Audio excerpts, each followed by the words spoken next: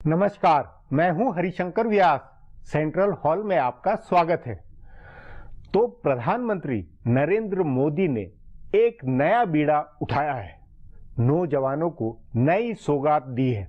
लेकिन ये सौगात विदेशी जुमले, अंग्रेजी भाषा के शब्द पर गढ़ी हुई है। प्रधानमंत्री नरेंद्र मोदी और उनकी महाबली सरकार एक हिंदी शब्द नहीं गढ़ पाई। तभी शक है कि कहीं योजना का हस्र भी देसी मुर्गी विदेशी चाल वाला न हो जाए। इसलिए कि भारत में स्थितियां आप सुधारेंगे, योजना के माकूल बनाएंगे, तभी तो बात बन पाएगी। हाँ, मैं बात व्यवसाय प्रारंभ योजना की कर रहा हूं, जिसे अंग्रेजी में नरेंद्र मोदी व भारत सरकार ने स्टार्टअप योजना का नाम दिया है। नौजवान, नए उद्यमी, खोजी, धुनी व्यक्ति भारत में जब अपना काम शुरू करता है तो वह धंधा शुरू करना कहलाता है। व्यवसाय, कारोबार, धंधा प्रारंभ कोई नई अनहोनी बात नहीं है। क्या इस बात को अपनी भाषा में व्यवसाय प्रारंभ योजना या धंधा शुरू योजना का नाम नहीं दिया जाना चाहिए था? यदि ऐसा होता तो क्या योजना स्टार्टअप स्कीम से कम हल्की कहलाती? लेकिन हम हिंदी भाषियों का भ्रष्ट होना भी है, जो सम विषम के सामान्य सहज शब्द के बजाय ओड इवन जुमले में भटकते हैं। पते की बात है कि मोदी सरकार ने व्यवसाय प्रारंभ योजना बनाई है, पर भारत में प्रारंभ या कि स्टार्टअप हो या स्थापित कारोबार, वह भ्रष्ट व्यवस्था का मारा था, है और रहेगा। इसलिए कि धंधा करने वाला रेडी मालिक हो, दुकानदार या ई कारोबारी, सबसे पुलिस अफसर, इंस्पेक्टर किसी न किसी बहाने तंग करने, हफ्ता वसूलने पहुंचे जाते हैं। इसलिए व्यवसाय प्रारंभ को स्टार्टअप का नाम देने से क्या सिस्टम इसे अपना शिकार नहीं बनाएगा? आज इस पर चर्चा है, मगर उससे पहले गपशप और खास सुर्खियां। शुरुआत सियासी गपशप से करते हैं।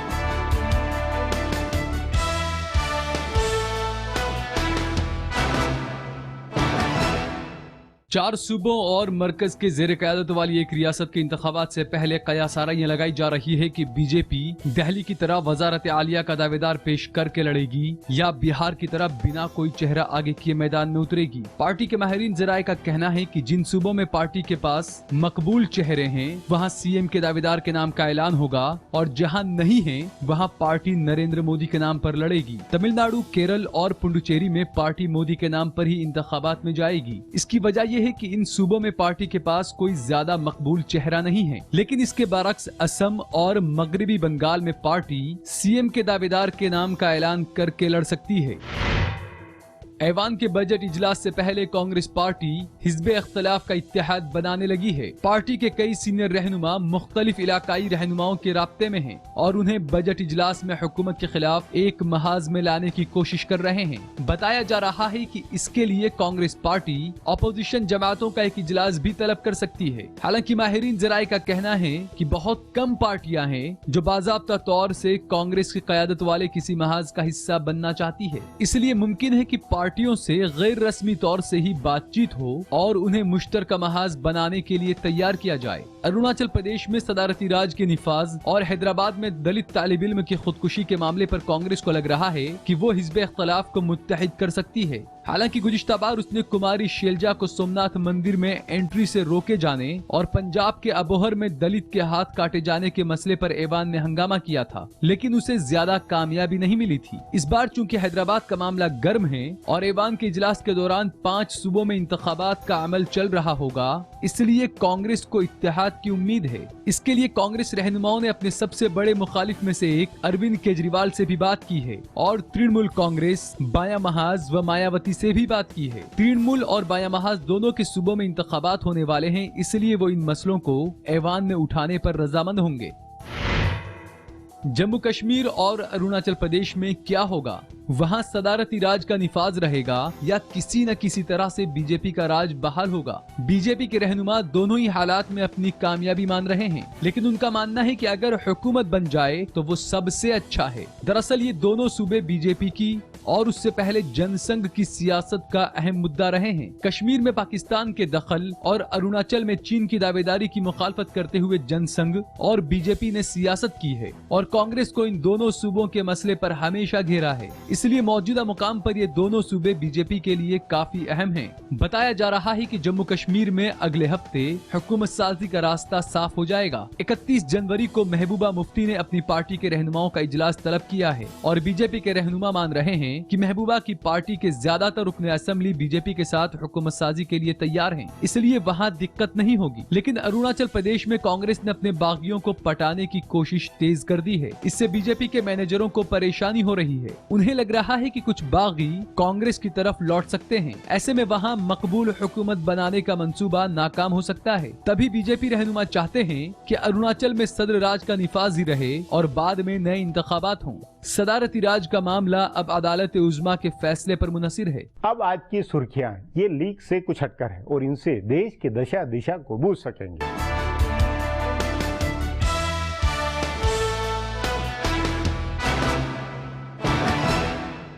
अदालत उज़्मा ने आज यूपी के लोकायुक्त मसले पर अपना एक अहम फैसला देते हुए 16 दिसंबर 2015 को दिए अपने फैसले को रद्द कर दिया। अदालत उज़्मा ने 16 दिसंबर को इलाहाबाद हाईकोर्ट के साबिक जज जस्टिस वीरेंद्र सिंह को उत्तर प्रदेश का लोकायुक्त मुंतखब किया था, जिसे आज मुस्तरद कर दिया है। अदालत ने जस्टिस वीरेंद्र सिंह की जगह इलाहाबाद हाईकोर्ट के साबिक जज जस्टिस संजय मिश्रा को उत्तर प्रदेश का लोकायुक्त मुंतखब किया है। अदालत उज़्मा ने जस्टिस वीरेंद्र सिंह के नाम पर इलाहाबाद हाईकोर्ट के चीफ जस्टिस के जरिए दर्ज कराए गए एतराज का जिक्र करते हुए कहा कि अब हमें लोकायुक्त के तौर पर जस्टिस वीरेंद्र सिंह की काबिलियत पर शक है। जस्टिस राजन गोगोई और जस्टिस पीसी पंता की बेंच ने लोकायुक्त के ओहदे के लिए आम राय बनाने के लिए यूपी के वजीर आला और इलाहाबाद हाईकोर्ट के चीफ जस्टिस की तरफ से की गई ताखीर को बदकिस्मती करार दिया।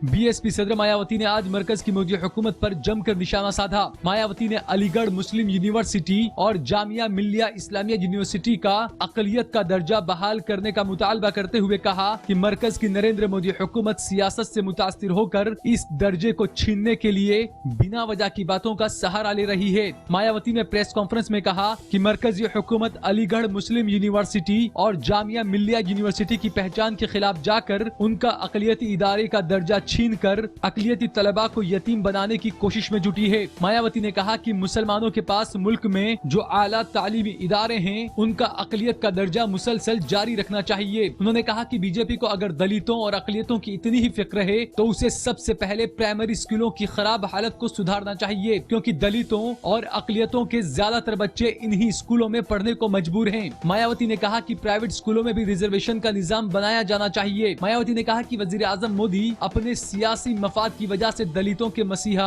भीमराव अंबेडकर के लिए ऐलानात कर रहे हैं, वहीं पूरे मुल्क में दलितों की बेइज्जती की जा रही है।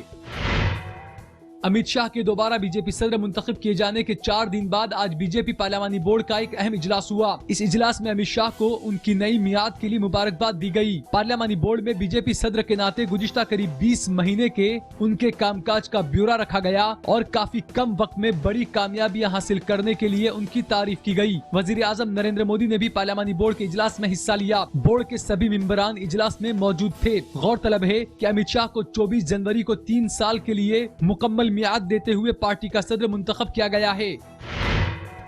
मुल्क में स्मार्ट सिटी प्रोजेक्ट के लिए आज मरकजी वजारत शहरी तरक्कियात ने पहले 20 शहरों के नामों का ऐलान कर दिया है। स्मार्ट सिटी की पहली फहरिस्त में यूपी और बिहार के किसी शहर को जगह नहीं मिली है। आज जारी पहले मरहले की फहरिस्त में महाराष्ट्र और मध्य प्रदेश के 3-3 शहरों को जगह मिली है। पहले मरहले में राजस्थान और गुजरात के 2-2 शहरों को स्मार्ट सिटी में बदला जाएगा। इनके अलावा आंध्र प्रदेश और तमिलनाडु के भी 2-2 शहरों को पहले मरहले में जगह मिली है। ओडिशा, कर्नाटक, केरल और असम के एक शहर की स्मार्ट सिटी के तौर पर तरक्की की जाएंगी। पहले मरहले के 20 शहरों के नाम का ऐलान करते हुए मरकजी वजीर शहरी तरक्कियात वेंकैया नायडू ने कहा है कि आज का दिन हिंदुस्तान के लिए बेहद खास है। उन्होंने कहा कि एक पैमाने के तौर पर इन शहरों की तरक्की की जाएगी। फिलहाल अब एक ब्रेक है, फिर खुलासा होगा।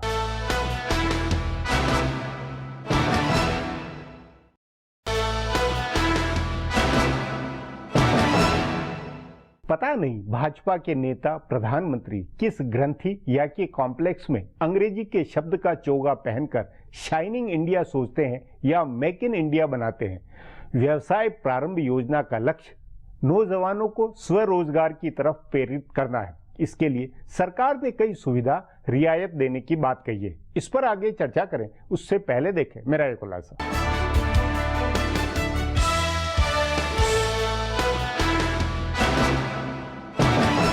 वजीर आजम नरेंद्र मोदी ने अंग्रेजी नाम वाली एक और स्कीम शुरू की है, जिसे पहले make in India, digital India, smart city project जैसे कई मंसूबे शुरू कर चुके हैं। वैसे ही बड़े जोरों शोर से स्टार्टअप इंडिया मंसूबे की शुरुआत हुई है। स्टार्ट का मतलब किसी भी तरह की शुरुआत है, लेकिन स्टार्टअप लफ्ज गुज़िश्ता कुछ वक्त से खास मायने के लिए इस्तेमाल किया जाता है। इसका इस्तेमाल नए आइडिया के साथ नए कारोबार की शुरुआत है। हिंदुस्तान में एप्लीकेशन के जरिए चलने वाली टैक्सी की सहूलियात हो या ई कॉमर्स का मंसूबा हो, सभी को स्टार्टअप की फहरिस्त में रखा गया। चूंकि ये सारे कारोबार ऐसे नौजवान शुरू कर रहे थे जिन्होंने किसी बड़ी यूनिवर्सिटी से डिग्री ले रखी थी और सरमायाकारी जुटा पाने की हालत में थे, इसलिए उन्होंने इसे अंग्रेजी नाम भी दिया। लेकिन हुकूमत जब मंसूबा शुरू कर रही थी तो बड़ी आसानी से इसके लिए हिंदी नाम सोचा जा सकता है।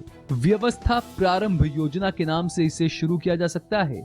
बहरहाल हुकूमत का कोई आइडिया है जिसे वो नरेंद्र मोदी के तमाम अहम मंसूबों का नाम अंग्रेजी में ही सोच रही है। नमामि गंगे और स्वच्छता अभियान जैसी कुछ मिसालें हैं। बहरहाल बड़ा सवाल ये है कि क्या वजीर आजम का ये मंसूबा हिंदुस्तान में नए ताजिरों को आगे बढ़ने के मौके मुहैया कराएगा, और क्या इस मंसूबे के निफाज के बाद हिंदुस्तान में कोई भी नया कारोबार या सनतकारी शुरू करना और उसे चलाना आसान हो जाएगा। इसी से जुड़ा एक सवाल ये भी है कि क्या हुकूमत ने इस मंसूबे के निफाज से पहले हिंदुस्तान में नाफिज दूसरे मंसूबों और कवानीन का तज्जिया करके उसे इसके माकूल बनाने का काम किया है। हिंदुस्तान में इतने कवानीन हैं कि कोई भी कारोबार शुरू करना आसान नहीं होता है। कारोबार शुरू करने से पहले कई दर्जन मंजूरियां लेनी होती है, कई तरह के लाइसेंस लेने होते हैं और कई तरह के चार्जेस जमा करने होते हैं। हुकूमत ने इस मंसूबे में कहा है कि नई सनत शुरू करने वालों की पहले 3 साल तक किसी किस्म की जांच नहीं होगी और उन्हें इनकम टैक्स से भी छूट मिलेगी।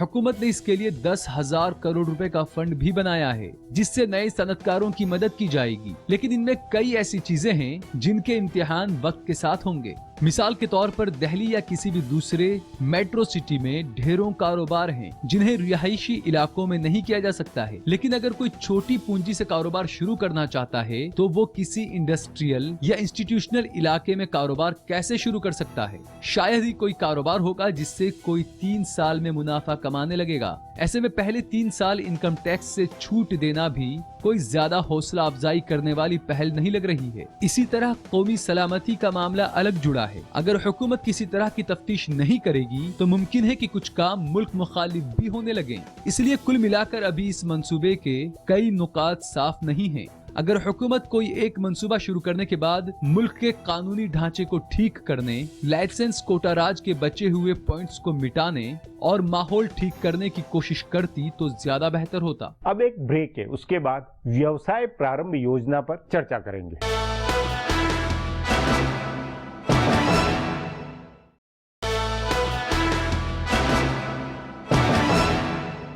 त्रासद है कि बड़ी कंपनियों, विदेशी कंपनियों के लिए भारत में काम करना आसान हो नहीं पाया और देशी नौजवानों, उद्यमियों, खोजी धुनियों के लिए केंद्र सरकार ने व्यवसाय प्रारंभ योजना की फितरत पाली है। यह तब होना चाहिए था जब लाइसेंस राज पहले खत्म होता। सवाल है, क्या अमेरिका की व्यवसाय प्रारंभ प्रोत्साहन का ढांचा भारत में बनाया जा सकता है? इस पर चर्चा के लिए आज मेरे साथ आर्थिक मामलों के जानकार आनंद प्रधान है। आनंद जी, प्रारंभ भारत या व्यवसाय प्रारंभ योजना या अंग्रेजी में जो नाम दिया भारत सरकार ने, प्रधानमंत्री नरेंद्र मोदी ने, स्टार्टअप, इसका अभिप्राय भारतीय स्थितियों में क्या है? निश्चित तौर पर इसका अभिप्राय तो सामान्य अर्थ में ये कहा जाए कि एक तरह से उद्यमिता को प्रोत्साहित करना और नव उद्यमिता को प्रोत्साहित करना, जिसमें टेक्नोलॉजी का बहुत बड़ा रोल है, जिसमें आइडियाज का रोल बड़ा है। हालांकि हर उद्योग या हर उद्यमिता में एक आइडिया होता ही है, वो अपने आप में एक आइडिया है, पर इसमें टेक्नोलॉजी ने जिस तरह से पूरी दुनिया में सभी बिजनेसेस को डिस्टर्ब किया है, उसको प्रभावित किया है, तो टेक्नोलॉजी के साथ आइडियाज का मिलना और उसको किस तरह से सरकार प्रोत्साहित करे, इस तरह की एक मिशन योजना लेकर। हाँ, तो यही बुनियादी सवाल आप भी कह रहे हैं कि सरकार भी कह रहे हैं कि सरकार कैसे प्रोत्साहित करें। ये आइडिया, ये विचार बुनियादी तौर पर सिलिकॉन वैली का है, अमेरिका का है, जहां सरकार नाम की चीज नहीं है। जब अगर सरकार आती है तो फिर वो प्रारंभ, फिर उद्यमशीलता कहां, वो तो फिर यहाँ इंस्पेक्टर राज, श्रम कानून, पीएफ, ईपीएफ, ये सब आ जाएगा। इसका क्या करेंगे? यही एक सबसे बड़ा सवाल है, क्योंकि जो उद्यमिता है वो स्वाभाविक तौर पर उसके लिए जिस तरह का माहौल चाहिए, उसमें आमतौर पर माना जाता है कि सरकार यानी ब्यूरोक्रेटाइजेशन, ब्यूरोक्रेसी आ जाती है। तो ब्यूरोक्रेसी को किस तरह से उद्यमिता से दूर रखें, क्योंकि उद्यमिता की सबसे बड़ी अगर कोई दुश्मन है तो वो है नौकरशाही। नौकरशाही और सरकार कुल मिला के सरकार की व्यवस्था, मतलब और नहीं, और उसकी व्यवस्था जो हमारे यहाँ बनी है कि अगर कोई गैरेज में, जहां की गैरेज में बिल गेट्स भी चले थे, अगर गैरेज में किसी ने अपना 10 लोग इकट्ठे हुए तो वहां एमसीडी का भी पहुंच जाएगा, वहां इंस्पेक्टर पहुंच जाएगा, वहां बिजली विभाग वाला भी पहुंच जाएगा, 10 तरीके। इसको कैसे कोई सुलटाएगा मामले को? यही एक सबसे बड़ा सवाल है। लेकिन क्या इसके लिए अगर सरकार, इसमें मैं समझता हूं कि सरकार की भूमिका, देखिए हम चाहे जितना भी कहें, सरकार की भूमिका रहती है। नहीं, सरकार एक पीछे रह करके, सिलिकॉन पीछे रह करके, नहीं, हमारा जो विचार आया है वो एक तरह से सिलिकॉन वैली, वो तकनीक और जो एक नव उद्यमशीलता, आइडियाज के अंदर ये जो इंस्पेक्टर, जो हमारा ढांचा है, क्योंकि देखिए बुनियादी तौर पर जब बहुराष्ट्रीय कंपनियों, विदेशी कंपनियों, बड़ी कंपनियों के लिए भी जब जीना आसान नहीं हो पाया, तो बेचारे एक छोटे नए उद्यमी, उसके लिए कैसे आसान हो सकता है? देखिए इन सब के बावजूद तो ये एक सच्चाई है कि इस देश के अंदर ही इतनी नौकरशाही होने के बावजूद, इतनी सारी समस्याओं के होने के बावजूद, इस बीच कई ऐसे स्टार्टअप्स सामने आए हैं जिनको आप कह लीजिए कि वो व्यवसायिक रूप से कोई बड़े घरानों से जुड़े हुए नहीं थे, बड़े उद्योगपति नहीं थे, और उन्होंने अपने आइडियाज के बल पर, और जो एक नया माहौल बन रहा था और एक नई जो अपॉर्चुनिटी पैदा हो रही थी टेक्नोलॉजी के कारण, उसका इस्तेमाल किया है और बेहतर इस्तेमाल किया है। इसके कारण ही शायद भारत में एक इस तरह की स्थिति पैदा हुई है, जिसके कारण आज भारत दुनिया भर में स्टार्टअप के मामले में तीसरे नंबर का देश है, और इसमें करीब करीब $19 बिलियन का इन्वेस्टमेंट पिछले 2010 से 15 के बीच में हुआ है। वो हुआ, नहीं, लेकिन उसकी बुनियाद में फिर ये बात आती है कि वो हुआ है अपने बूते। गुजरात के अंदर गुजराती लोग बहुत धंधे करते हैं और बहुत स्टार्टअप वहां वाली बात, वो सब अपने बूते। लेकिन अगर सरकार का उसमें दखल हो जाए, सरकार अगर लाइसेंस देने लग जाए, सरकार से परमिशन लेकर आप करें और 3 साल का टैक्स रियायत ये दें, तो 10 तरह की धांधलियां नहीं बनेगी। उसमें धांधली की भी और नौकरशाही की भी गुंजाइश हमेशा रहेगी। सवाल यह है कि जैसे वर्ल्ड बैंक का ईज ऑफ बिजनेस रिपोर्ट जो आती है, अब वो कह रहे हैं कि ईज ऑफ बिजनेस कुछ आसान हुआ है, पर भारत अभी भी बहुत दुनिया के तमाम देशों से बहुत पीछे है। वही तो, इसलिए मूल बात यह है, इसलिए मूल बात यह कि वो जो सुधार होना चाहिए माइंडसेट जो है, माइंडसेट में जो ब्यूरोक्रेसी का माइंडसेट है, सरकार का जो माइंडसेट है, समाज का जो माइंडसेट है, वो चेंज होना चाहिए। देखिए समाज से देखिए जैसे जो सिलिकॉन वैली है, सिलिकॉन वैली की सफलता में वहां की जो टॉप यूनिवर्सिटीज हैं, उनकी भूमिका को कभी भुलाया नहीं जा सकता। क्या हमने आज तक देश में एक ऐसी यूनिवर्सिटी बनाई है जो जिस यूनिवर्सिटी में इस तरह के आइडियाज को आगे बढ़ने का मौका मिल सके? उसमें जैसे आईआईटीज, हम आप हमारे यहां देख लीजिए, बहुत लिमिटेड इंस्टीट्यूशंस हैं, आईआईटीज हैं, कुछ आईआईएम्स हैं। अब क्या नहीं, मेरा यही कहना है कि आईआईटी और आईआईएम से यहां से पढ़ के जो लोग सिलिकॉन वैली में गए, वहां उन्होंने काम कर लिया, लेकिन यहां वही लोग जो है, वही लड़के अगर काम करें तो वो घुट जाएंगे, वो नहीं कर पाएंगे। इसको कैसे आसान बनाया जाए, इसके लिए क्या हो, ये फोकस नहीं होना चाहिए। तो इसके लिए तो जिसको कहते हैं ना कि सबसे बड़ी बात यह है कि ब्यूरोक्रेसी को किस तरह बिल्कुल दखल बंद की जाए, ये पहली जरूरत है। बिल्कुल। और दूसरा यह है कि उसको, जैसे अगर ये एक ब्यूरोक्रेसी में एक मैसेज जाता है कि टॉप लेवल से एक मिशन योजना है जिसमें अगर इसके साथ ज्यादा छेड़छाड़ की गई, जैसे देखिए करप्शन सबसे बड़ा कारण, हर स्टेज पर जहां भी आप अप्रूवल के लिए जाते हैं वहां करप्शन है। तो करप्शन नहीं, वो तो कहीं भी, मैं कह रहा हूं कि किसी गैरेज में, किसी अगर डीडीए के फ्लैट में अगर कोई किसी ने 10-5 लड़कों ने बैठ के कुछ किया, तो अपने आप इंस्पेक्टर और सब एमसीडी और डीडीए के सारे लोग पहुंच जाएंगे। कहीं पे हर स्टेट में ये स्थिति है। और देखिए सबसे बड़ा कि एक फेडरल कंट्री होने के कारण एक सेंट्रल गवर्नमेंट है और एक स्टेट गवर्नमेंट है, फिर लोकल बॉडी है। तो इन सब के स्तर पर जो चेंज की जरूरत है, वो चेंज अभी संभवतः नहीं आया है, और उस बड़े पैमाने पर नहीं आया। कुछ शहरों को छोड़ दीजिए, जैसे बेंगलुरु में एक माहौल इस तरह का बना है। तो क्या हम, जैसे सिलिकॉन वैली भी अगर आप जाएं, तो सिलिकॉन वैली भी शहर से सैन फ्रांसिस्को से काफी दूर है। तो क्या इस तरह की कुछ हम सिचुएशन पैदा, इंक्यूबेटर्स पैदा कर सकते हैं? वो एक यूनिवर्सिटीज को ऐसा बना सकते हैं जहां यूनिवर्सिटीज के अंदर, जैसे मान लीजिए अगर देश के टॉप यूनिवर्सिटीज में भी अगर हम इस तरफ के स्टार्टअप्स को मौका दें, यंग लोगों को मौका दें, उनके आइडियाज को उनकी फैकल्टी के साथ मिलकर के उसमें उद्यमिता को ला करके, अभी तो हमारे पाठ्यक्रमों में उद्यमिता का कोई स्थान ही नहीं है। उद्यमिता हमारे मतलब व्यवसाय तो अपने यहाँ एक तरह से नौकरी की जो मानसिकता है यूनिवर्सिटीज में, जो कि नौकरी के लिए हम बनाए जाते हैं, उसकी जगह लोग अपने में उद्यमिता को हम एक महत्वपूर्ण पैरामीटर माने और वो लोगों के अंदर इनकलकेट कर सके। ये अभी तक हमारे पाठ्यक्रमों में नहीं है, हमारे यूनिवर्सिटीज के ढांचे में नहीं है, हमारे उच्च शिक्षा के ढांचे में नहीं है, और ओवरऑल ब्यूरोक्रेसी एक तरह से फैसिलिटेट करने के लिए है। सरकार की भूमिका इस उद्यमिता को और जिसको कहते हैं कि एक एनिमल स्पिरिट को आगे बढ़ाने के लिए है, बजाय इसके कि वो हर स्तर पर चेक एंड बैलेंस लगाने की कोशिश करे। ये एक सबसे बड़ी चुनौती है मुझे लगता है। और ये कार्यक्रम तो शुरू हो गया है, सरकार ने अपनी तरफ से कुछ घोषणाएं कर दी हैं, लेकिन क्या उन घोषणाओं से ही बात बन जाएगी? मुझे लगता है नहीं, क्योंकि जमीनी स्तर पर जो सुधार करने की जरूरत है, जो हमारा माहौल है, जो जमीनी जो हकीकत है, उसको माइंडसेट उसको तोड़ने के लिए जिस स्तर पर प्रयास करने की जरूरत है, संभवतः उसमें मुझे लगता है समय लगेगा। जी आनंद जी, बातचीत को यही समाप्त करेंगे। प्रोग्राम में आने के लिए बहुत बहुत धन्यवाद। हमारा प्रोग्राम अब यहीं खत्म होता है। आग्रह है प्रोग्राम पर अपनी राय hsvyas@nayaindia.com पर ईमेल करके बताएं या hsvyas@ट्विटर और Facebook/नया इंडिया न्यूज़पेपर पर जाहिर करें। अब कल फिर मिलेंगे इसी चैनल पर इसी समय।